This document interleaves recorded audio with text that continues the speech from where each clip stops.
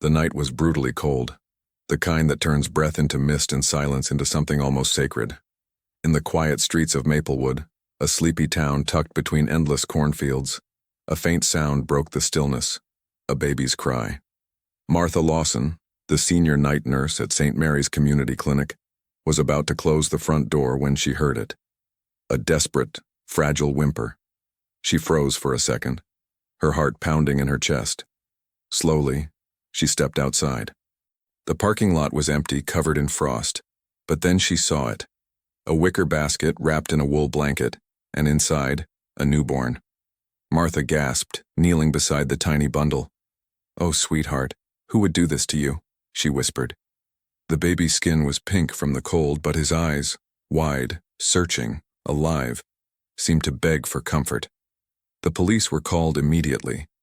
The scene stirred the whole town. People gathered outside the clinic, murmuring theories and prayers. The local newspaper printed the headline the next morning: "Infant found abandoned beside clinic door. Authorities seek information." Since no family came forward, social services took custody of the baby. Martha, unable to forget that night, visited him every day at the county shelter.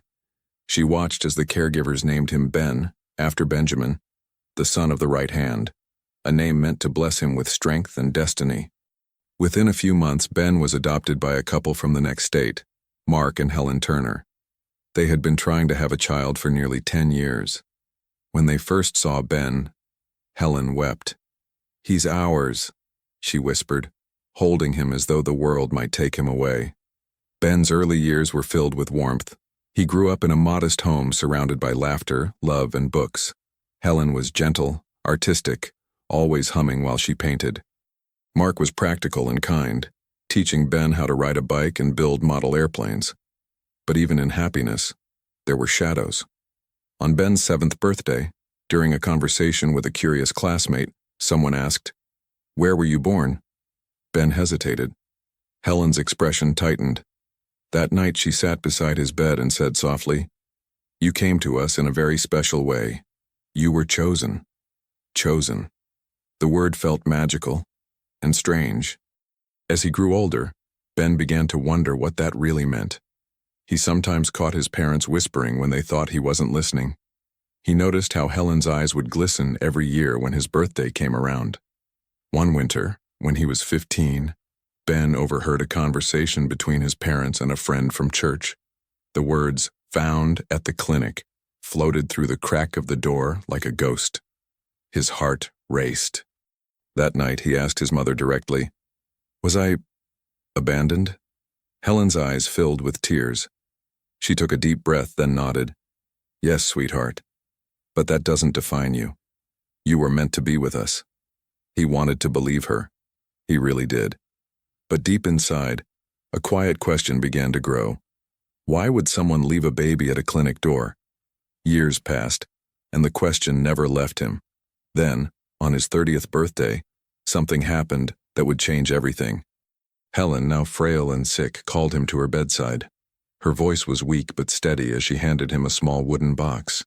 Inside was a sealed envelope. On it, in her handwriting, were the words, "When you're ready, open this."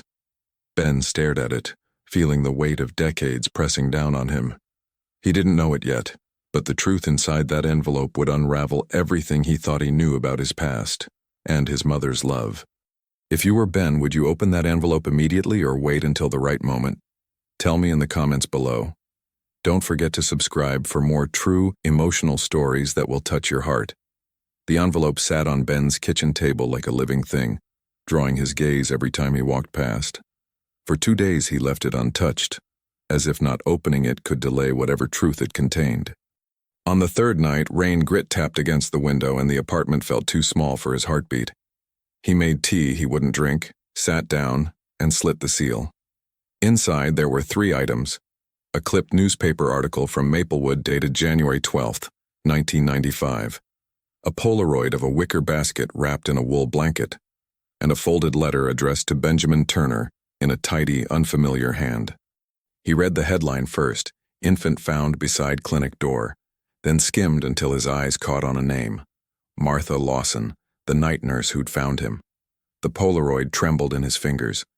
He set it carefully aside, breath unsteady, and unfolded the letter. "Ben, my love," it began, though the writer signed only with an initial, S. The words were measured, almost clinical in their neatness, but pain seeped through the lines. "You were not abandoned out of indifference. You were placed where someone would find you. There were reasons I could not keep you, reasons tied to that clinic, to choices made by people who believed they were untouchable. One day, when the records are opened, you'll know my name. Until then, know this. You were wanted. You were loved." He read it twice, then a third time, trying to reconcile the fierce tenderness of the letter with the cold practicality of leaving a baby at a door. One day, when the records are opened.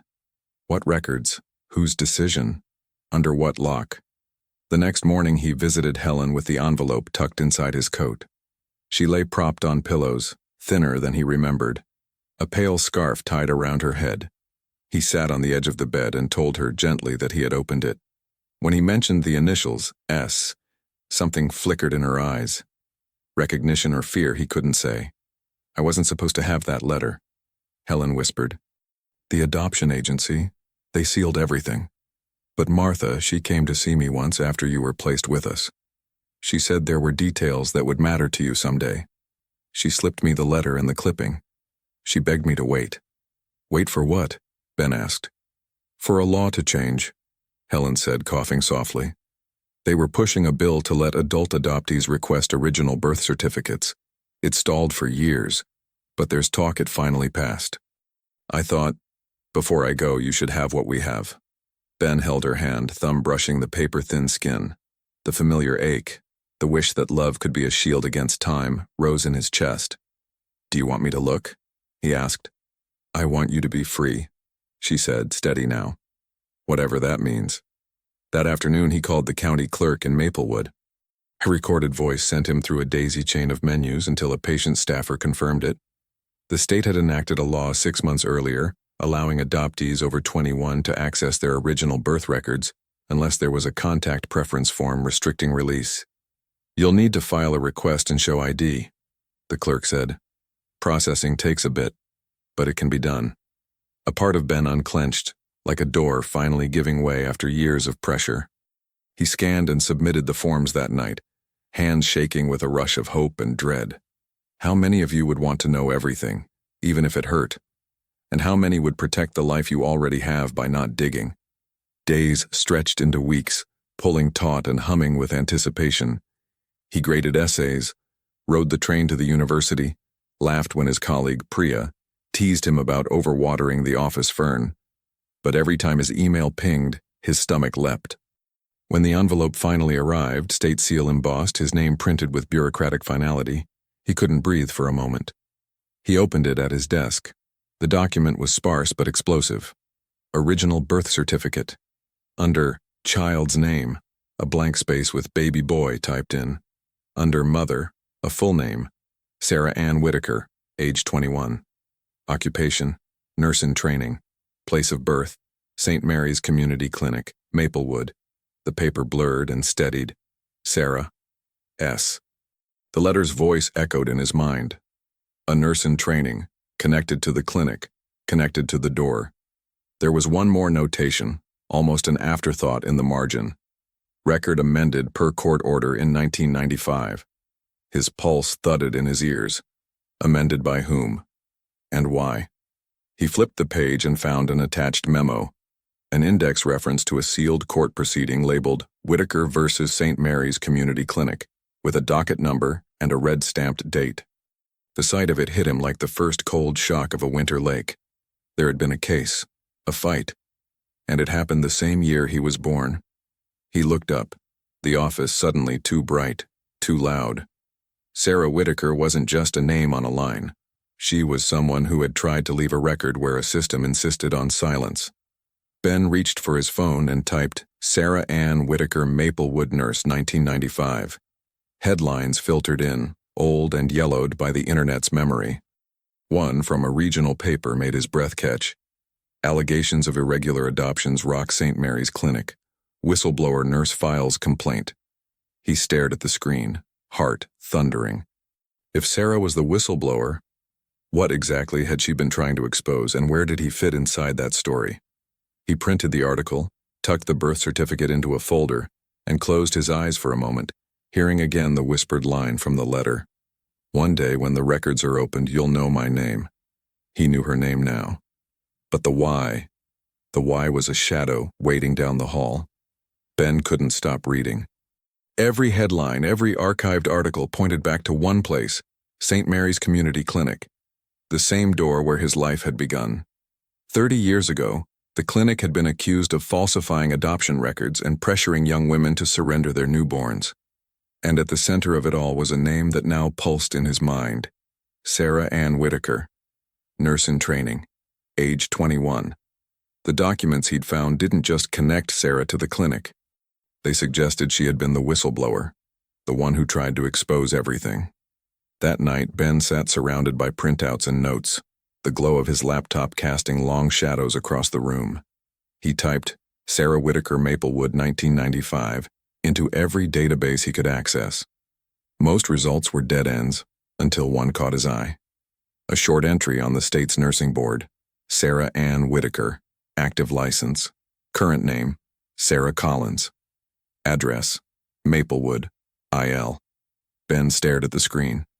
She was alive, still in Maplewood. The next morning, he packed a small bag and began the 3-hour drive north. Rain streaked across the windshield, blurring the landscape into shades of gray.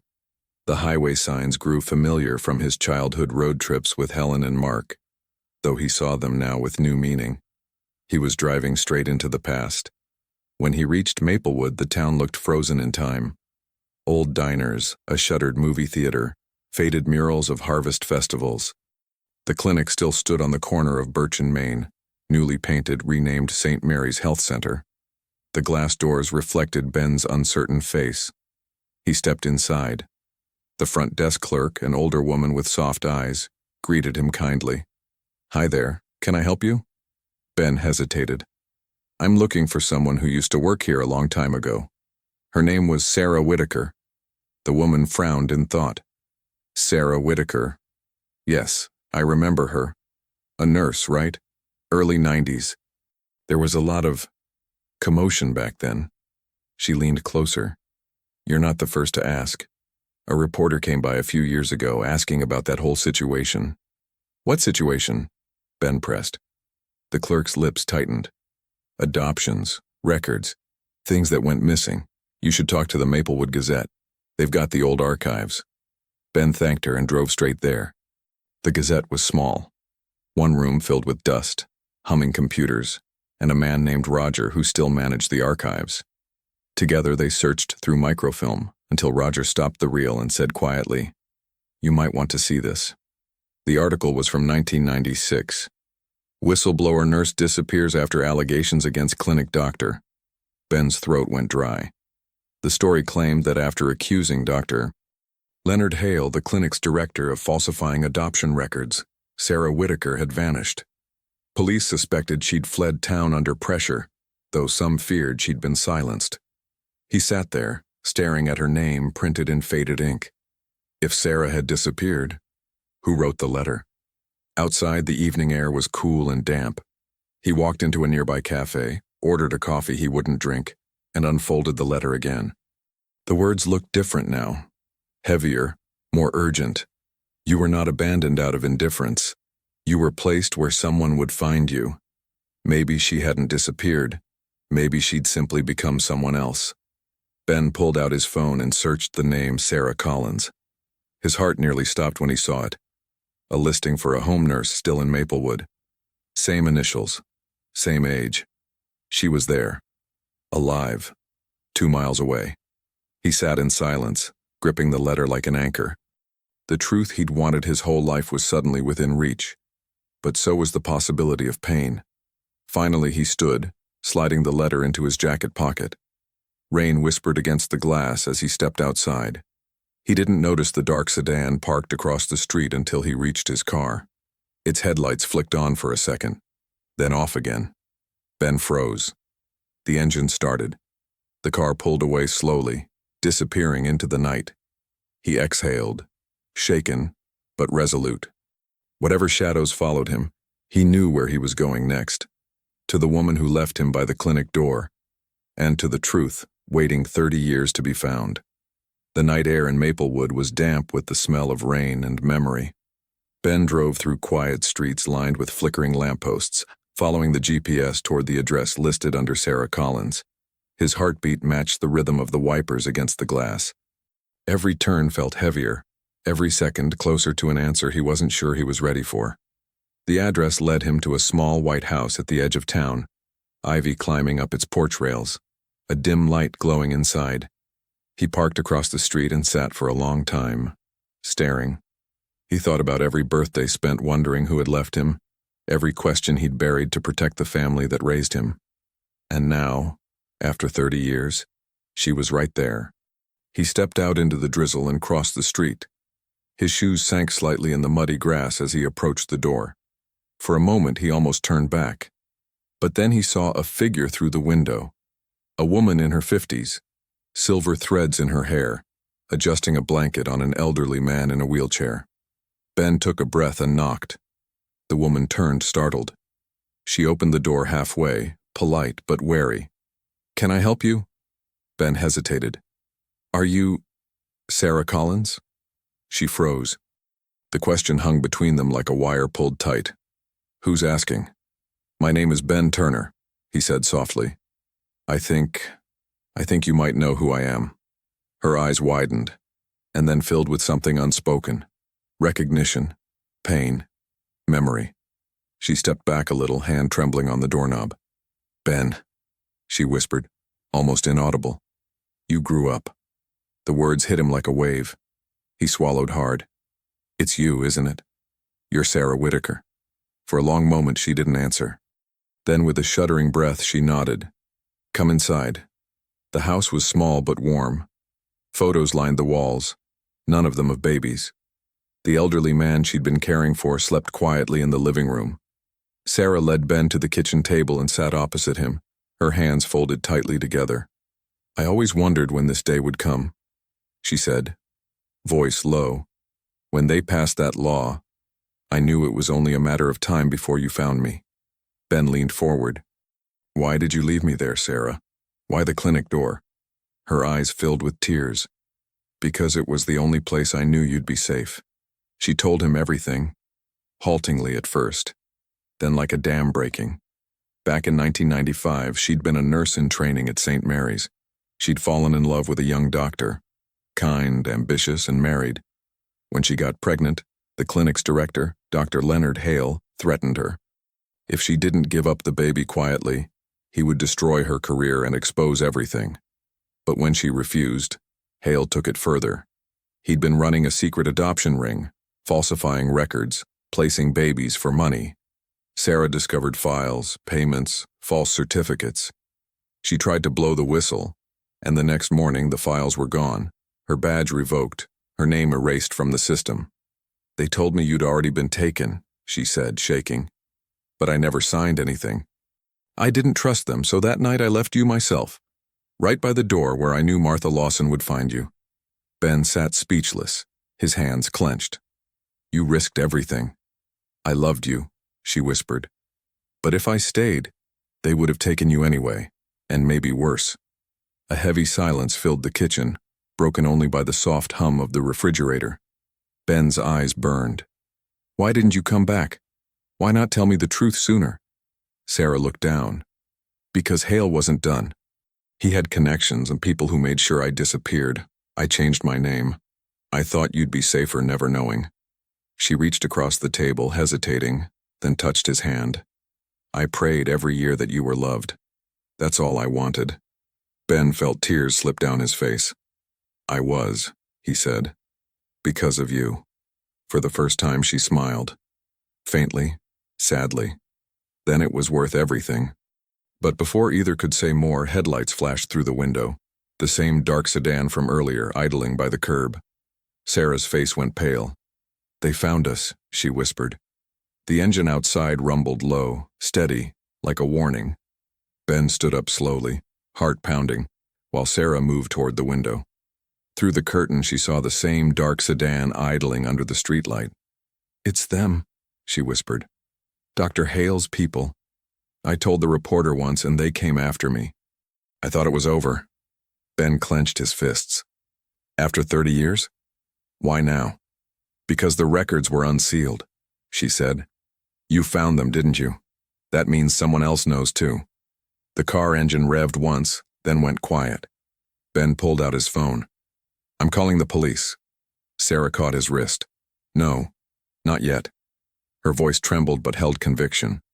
"You don't understand what they're capable of. The moment you call, they'll disappear again. We need proof first." He hesitated. "What proof?" "There's a file," she said, rushing now, fear sharpening every word. "I kept one thing, the original ledger from the clinic, every false adoption, every payment. I hid it in the church archives, under St. Matthew's. Martha helped me." "Martha Lawson?" Ben asked, stunned. Sarah nodded. "She kept it safe all these years. She's the reason I knew when the law changed. She sent me a letter last spring. She said she wanted you to have the truth when you were ready." Ben swallowed hard. "Then we'll go to her. Now." They slipped out through the back door, rain whispering against the leaves. The sedan didn't move, but Ben could feel eyes watching as they walked down the narrow alley toward his car. He started the engine and drove fast, following Sarah's directions toward the old St. Matthew's Church, a few miles outside town. When they arrived, the church was dark except for a single light glowing in the sacristy. Inside, time seemed frozen, wooden pews polished smooth by decades of prayers. The smell of candle wax and rain filled the air. "Martha?" Sarah called softly. A door creaked open, and there she was, older, frailer, but unmistakable. When she saw Ben, her hand flew to her mouth. "My God," she breathed. "You're him." Ben stepped forward, his voice breaking. "You found me." Tears welled in Martha's eyes. "And I never stopped wondering what became of you." Sarah explained everything quickly. The sedan, the unsealed records, the danger. Martha nodded grimly and led them to the back of the sacristy. From a wooden chest beneath the altar, she pulled a small, weathered box. Inside was a thin black ledger, its pages yellowed but intact.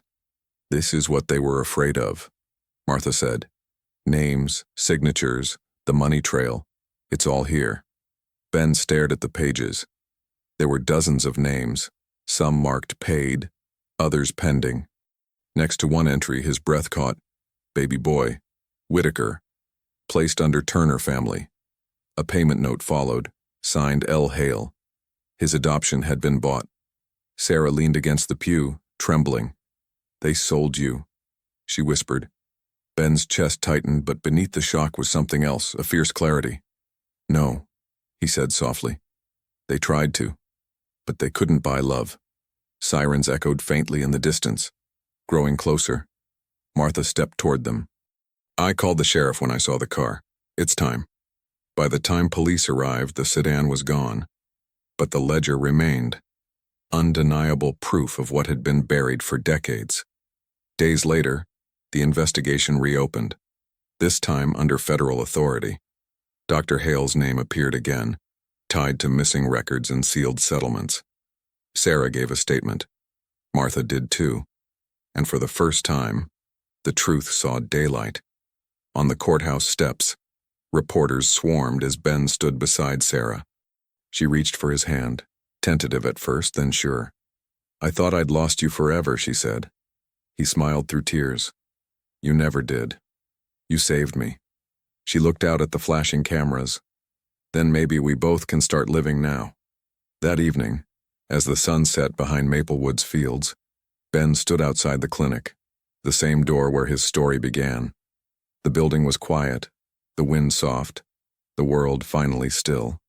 He placed a single white rose on the step, whispering, "For the truth, for love, for forgiveness." He turned to walk away, toward the life waiting to begin. Truth may be buried, but love never dies.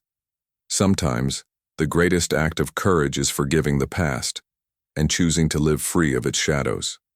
If this story moved you, don't forget to like, subscribe, and share it with someone who believes in second chances.